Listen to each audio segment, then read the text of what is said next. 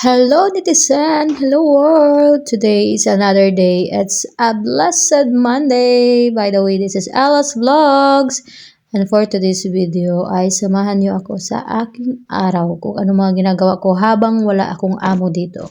And una kong ang ginawa, nagsuklay. And after that, bumaba na ako ay nagkakape. O ako lang ba yung magkakape na? Yung partner ng kape ko ay chips.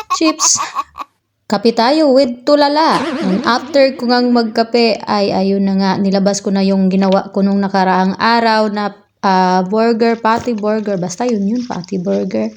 And nagpainit na rin ako ng kawali. And ayan na nga, nainit na nga yung kawali ay nilunod ko na. Nilunod ko na talaga. Charis. Nilagay ko na yung mga patty sa kawali at nilagyan ko lang ng mantika. Ayan nga, para madahan-dahan siya maluto at dahan-dahan lang din yung apoy. At kaso, kahit dahan-dahan yung apoy, ayan, medyo nasunog din siya. And naluto na nga siya yung iba. Kaya ayan na siya, medyo sunog yung iba kasi hindi ko alam kung bakit nasunog. Ang hina naman ng apoy ko, pero sunog pa din. Na sobra ata kainit yung apoy ko. Sobra ata kainit yung kawali ko bago ko nilagay yung patty burger. Nung nakaraang araw ko pa yan ginawa, nilagay ko lang sa freezer para may lulutuin ako. Pero niluto ko na lahat para hindi na ako magluluto at ang luto ay lalagay ko na naman sa ref.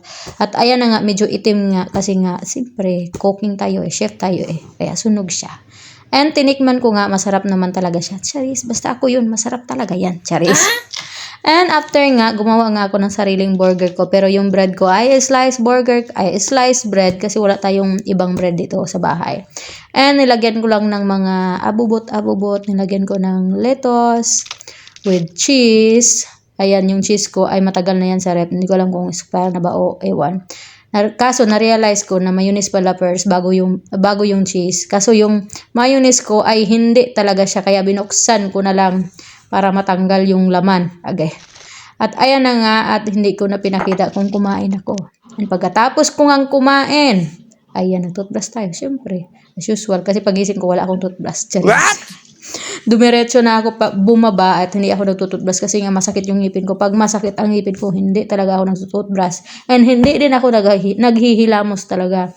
Kaya saka na, pagkatapos kong kumain, ayan, saka na ako nagtutoothbrush. After kong mag-toothbrush, pumasok na ako sa kwarto kasi gusto kong magpahinga kasi iwan ko ba ang sakit talaga ng ulo ko kahit kumain na ako, ginawa ko na lahat, nagkakape ako, pero sakit pa rin ang ulo ko talaga. Hindi ko maintindihan yung ulo ko, sobrang sakit. Kaya uminom ako ng Panadol.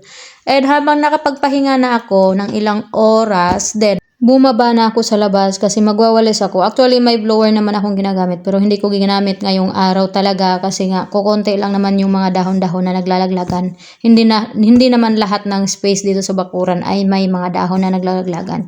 Kung saan yung puno, doon lang. Kaya kung saan yung may dumi, doon lang ang winawalis ko.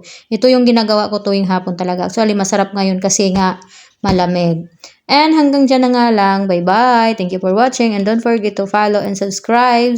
And like and share to my videos. See you sa susunod ulit. Ha!